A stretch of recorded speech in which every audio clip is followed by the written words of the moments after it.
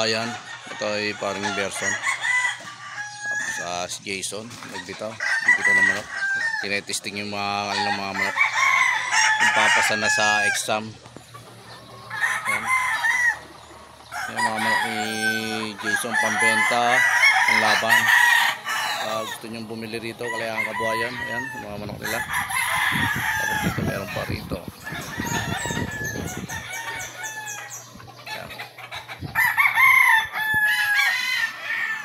Kapamili kayo rito mga manok. Ayan.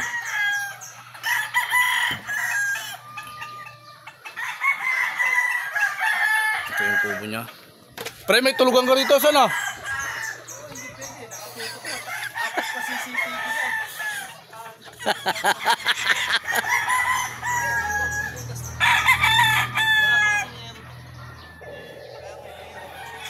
Uso kasi ang nakawan rito, kaya yung si Jason dito natutulog at may CCTV. Iniingatan niya talaga, mag-ingat na tayo sa mga magnanakaw.